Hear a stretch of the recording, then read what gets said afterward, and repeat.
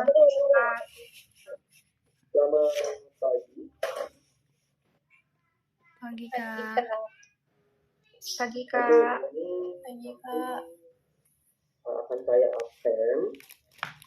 Kemudian saya harap semuanya absen, yang nanti ada yang tidak absen ya, akan saya anggap tidak hadir.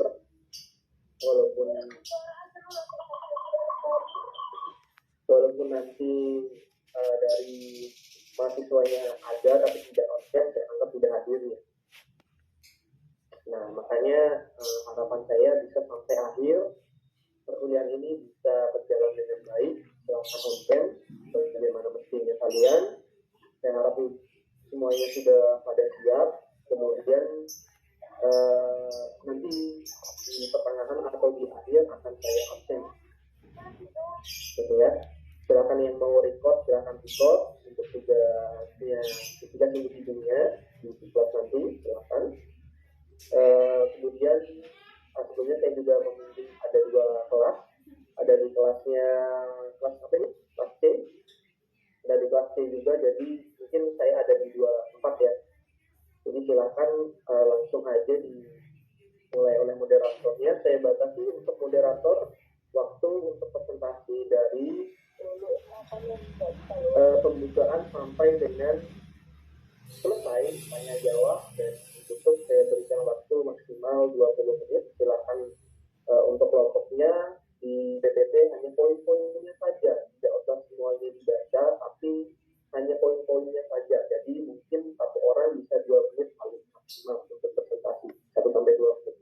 Jadi silakan diatur kelompoknya, saya persilahkan nanti PPT-nya silakan ditampilkan supaya saya bisa lihat juga. Untuk itu saja. Ada pertanyaan?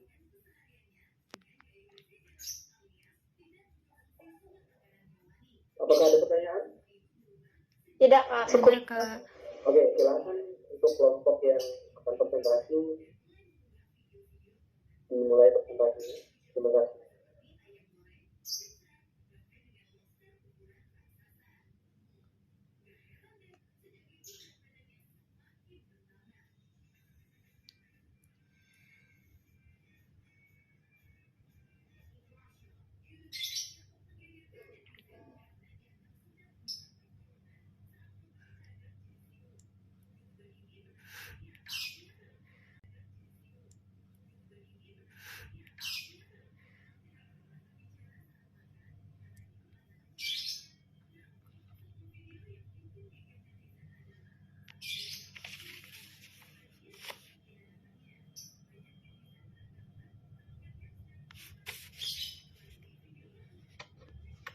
Sebelumnya saya buka. Assalamualaikum warahmatullahi wabarakatuh.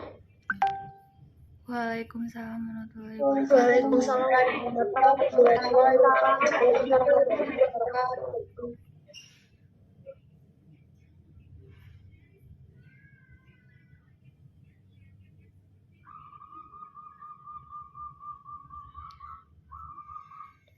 Di sini saya, moderator dari kelompok 2, akan mempresentasikan hasil kerja kelompok kami, yaitu teori politik dan negara.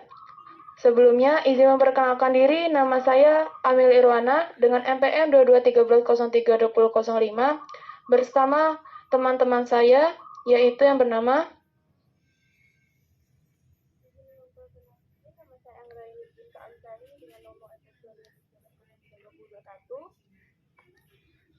Izin memperkenalkan diri, nama saya Anggita Aprilia, NPM 2213032036. Perkenalkan, nama saya Yati 2213032035. Izin memperkenalkan diri, saya Novi Irmani Putri dengan NPM 2213032006. Izin memperkenalkan diri, saya Intan Primawika dengan NPM 22130320004. Izin memperkenalkan diri, perkenalkan nama saya Windy Adelia dengan NPM 22130320037.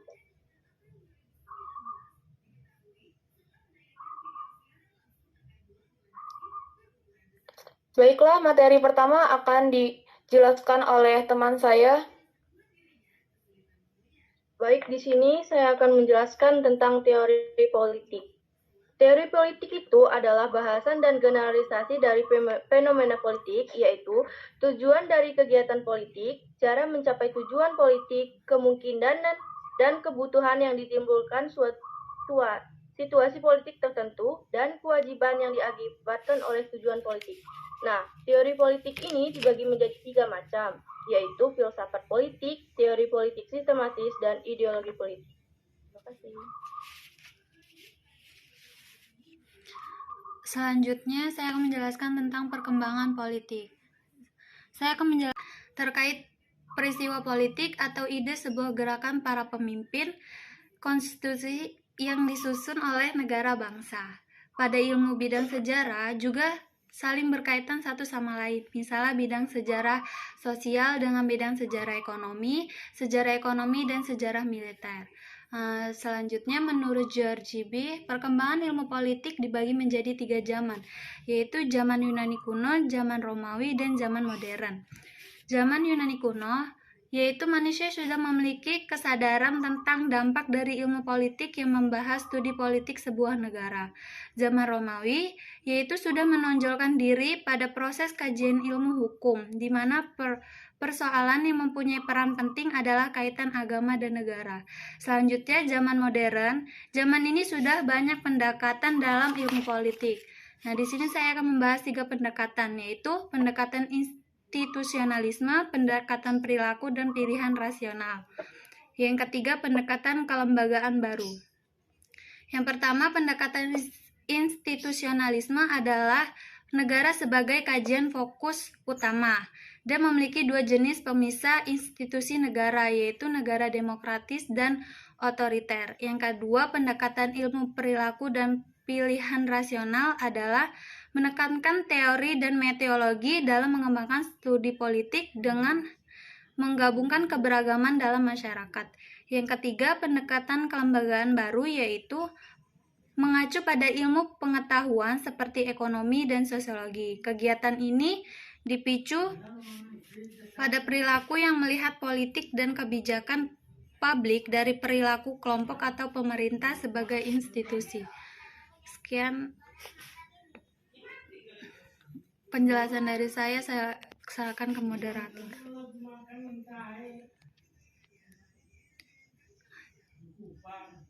Baik, materi berikutnya akan dijelaskan oleh Intan.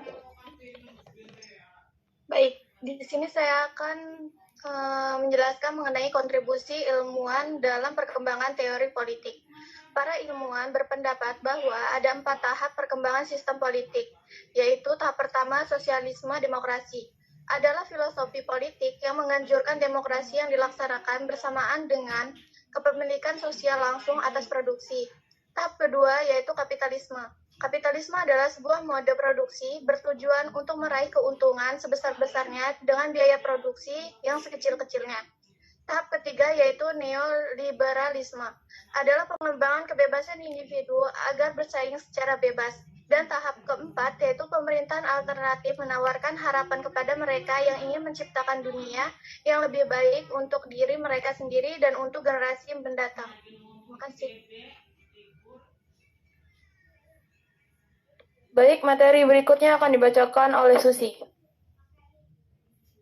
Negara-negara adalah suatu wilayah di permukaan bumi yang kekuasaannya baik politik, ekonomi, sosial, maupun budaya diatur oleh pemerintah yang berada di wilayah tersebut. Negara merupakan pengorganisasian masyarakat yang berbeda dengan bentuk organisasi lain, terutama karena hak negara untuk menghukum seseorang. Negara dalam strukturnya bisa dibedakan dalam suprastruktur politik dan infrastruktur politik. Di dalam penjelmaan ide negara dalam sejarah, dapat dibedakan tipologi negara ke dalam 3 macam, yaitu ide negara yang berdasarkan atas ide abstrak, 2. Ide negara yang didasarkan atas ide empiris, 3. Ide negara yang didasarkan atas ide yang bersifat imanen. Baik, materi berikutnya akan dipaparkan oleh Novia.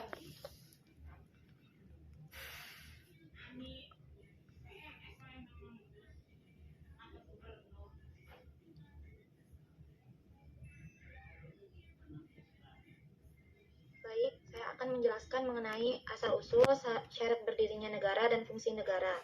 Asal-usul negara dapat dilihat dari beberapa teori. Yang pertama, teori ketuhanan. Teori ini menganggap bahwa sesuatu yang ada atau terjadi dalam semesta ini semuanya atas kehendak Tuhan. Yang kedua, teori kekuasaan. Menurut teori ini, negara terbentuk karena adanya kekuasaan. Kekuasaan berasal dari orang yang kuat atau berkuasa. Jadi, adanya negara karena adanya orang yang kuat atau berkuasa atas orang yang lemah. Yang ketiga, teori penaklukan. Teori ini terjadi karena ada sekelompok orang yang menundukkan sekelompok orang lainnya. Yang keempat, teori perjanjian masyarakat.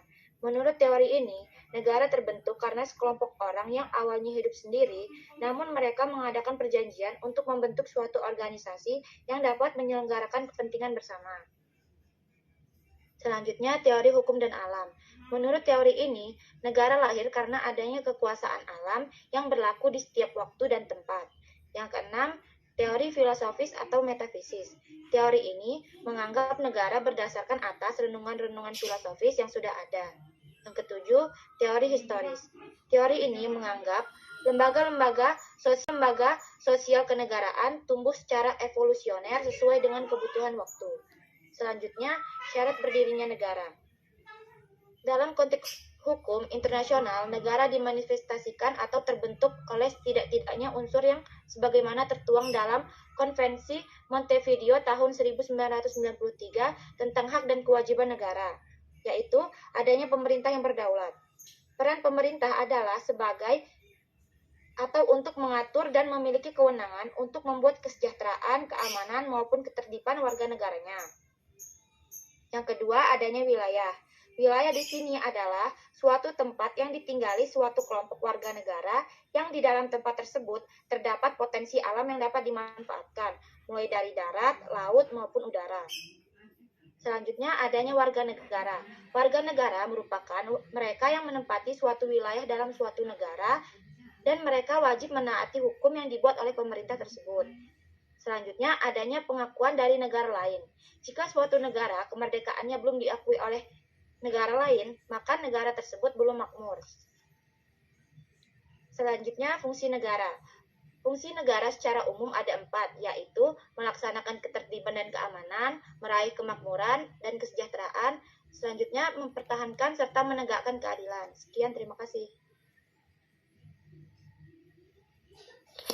Baik, materi berikutnya akan dibacakan oleh Windy.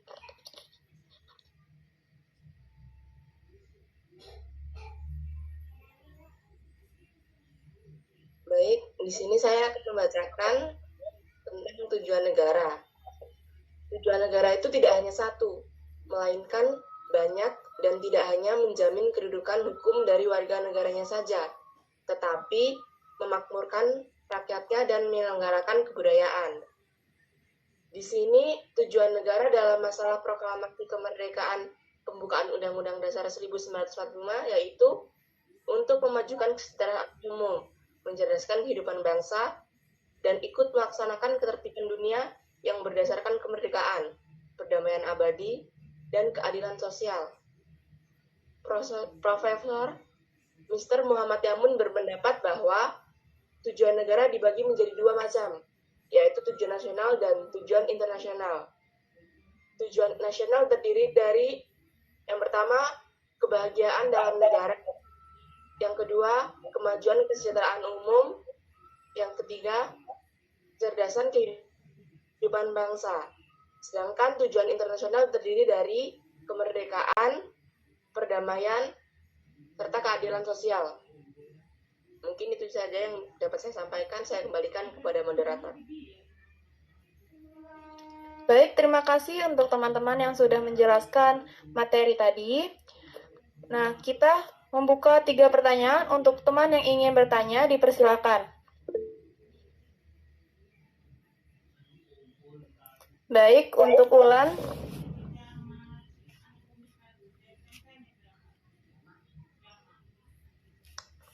Baik.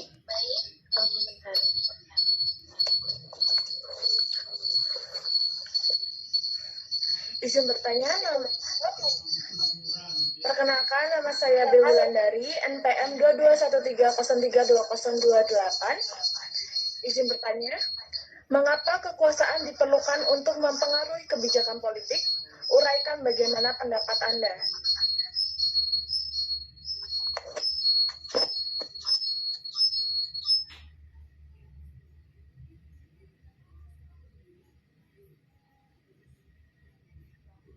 Baik, berikutnya Entoi.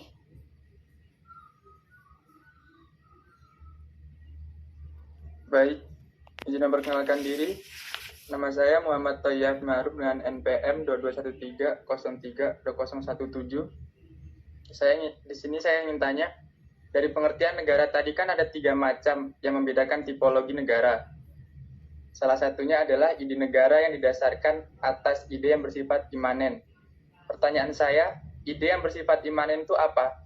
Bisa tolong sedikit dijelaskan? Baik, terima kasih. Berikutnya Ira. Baik, sebelumnya perkenalkan, nama saya Irawati dengan NPM 2213032029. Saya ingin bertanya tentang perkembangan ilmu politik pada masa Yunani kuno. Yang dibahas oleh Anggita tadi, dari penjelasan tersebut disebutkan bahwa ada dampak dari ilmu politik kan. Nah, dampaknya itu apa? Soalnya tadi saya tidak mendengar penjelasannya begitu. Tolong bisa disebutkan dampak dari ilmu politik pada masa Yunani kuno itu seperti apa? Terima kasih. Baik, terima kasih teman-teman yang sudah bertanya. Beri kami 5 menit untuk mencari pertanyaan.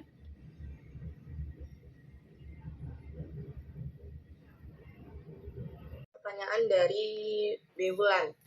Pertanyaannya, mengapa kekuasaan diperlukan untuk mempengaruhi kebijakan politik? Di sini saya berpendapat bahwa kekuasaan adalah wewenang yang paling utama yang harus dikuasai dan dimiliki oleh setiap politikus. Karena kekuasaan juga dapat mengubah kebijakan pemerintah yang ada. Kekuasaan juga harus jatuh ke tangan yang tepat agar masyarakat dapat sejahtera. Dan jika tidak, maka masyarakat akan bertindak dengan kekuasaan yang dimiliki oleh penguasa atau politikus. Sekian. Baik, terima kasih Windy yang sudah menjelaskan pertanyaan dari Ulan. Apakah bisa diterima oleh Ulan? Bisa. Bagi teman-teman yang ingin menyanggah atau menambahkan, dipersilakan. Baik, untuk Aisyah. Baik, terima kasih. Saya Aisyah Ciciningrum, NPM 2013032024. Izin bertanya kepada Windy, tadi kan sudah menjelaskan bahwasanya kekuasaan itu kayak bersifat penting. Nah, gimana sih pendapat Anda mengenai kekuasaan yang ada di Indonesia ini? Sudahkah seharusnya atau semestinya atau bagaimana menurut Anda kekuasaan yang ada di Indonesia? Terima kasih.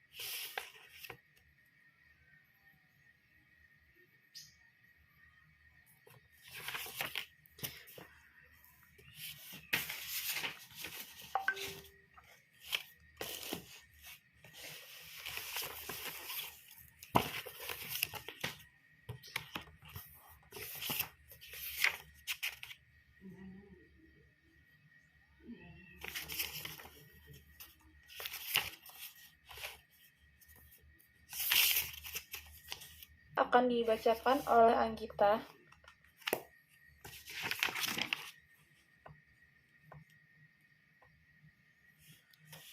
Jadi saya akan menjawab pertanyaan dari Ira.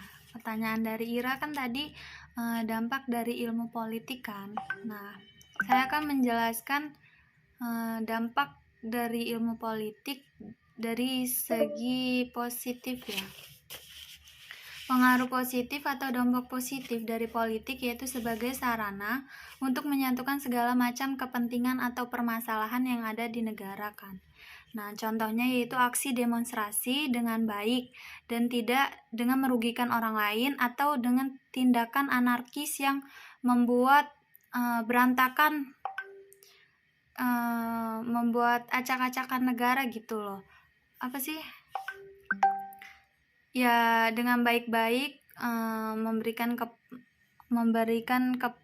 usulan kepentingan atau kebijakan baru. Dengan itu politik menjadi wadah ketika menyatukan segala macam kepentingan dalam masyarakat. Menurut saya segitu.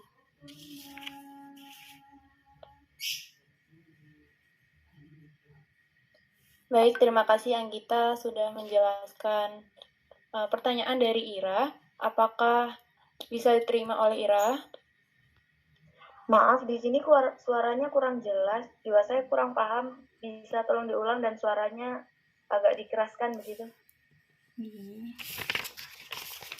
Di sini kan dampak dari dampak dari ilmu politika. Nah, dampak positifnya itu yaitu sebagai sarana untuk menyalurkan atau menyatukan segala macam kepentingan yang ada. Contohnya itu aksi demonstrasi, tapi dengan cara baik, tidak dengan merugikan orang lain atau tindakan anarkis. Nah, dengan itu politik menjadi wadah ketika menyatukan segala macam kepentingan permasalahan yang ada untuk menyelesaikan masalah itu gitu.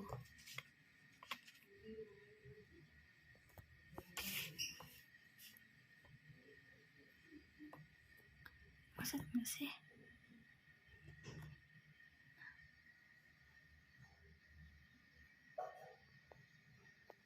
Baik, apakah Ira sudah menerima jawaban dari Anggita? Baik, saya paham. Terima kasih. Baik, untuk teman-teman yang ingin menyanggah atau memberi tambahan jawaban dari Anggita, dipersilakan. Sebelumnya izin moderator. Di sini saya ingin menjawab pertanyaan dari Aisyah. Baik, silakan. Kekuasaan di Indonesia apakah sudah baik atau belum? Apakah sudah semestinya? Menurut saya, kekuasaan di Indonesia belum berjalan dengan semestinya karena masih ada penyalahgunaan kekuasaan. Contohnya saja, mantan rektor Universitas Lampung yang terjerat kasus korupsi. Menurut saya itu adalah salah satu contoh dari penyalahgunaan kekuasaan. Sekian, terima kasih. Baik, terima kasih Novia yang sudah menjelaskan sanggahan dari Aisyah. Apakah Aisyah bisa diterima? Bisa, terima kasih Novi. Berikutnya, pertanyaan Toi akan dijawab oleh Susi. Izin menjawab pertanyaan Toi, kan tadi Toi bertanya pertanyaan saya, ide yang bersifat imanen itu apa? Nah, imanen sendiri artinya paham yang menekankan berpikir dengan diri sendiri atau subjektif. Sedangkan ide yang bersifat imanen adalah ide yang berasal dari diri sendiri dan sesuatu yang dipengaruhi oleh keyakinan atau perasaan pribadi, bukan berdasarkan pada fakta. Baik, terima kasih Susi telah menjawab pertanyaan Toi. Apakah Toi bisa diterima? Bisa. Baik, untuk teman-teman dari dua pertanyaan yang sudah dijawab Anggita dan Susi, apakah ada sanggahan atau tambahan?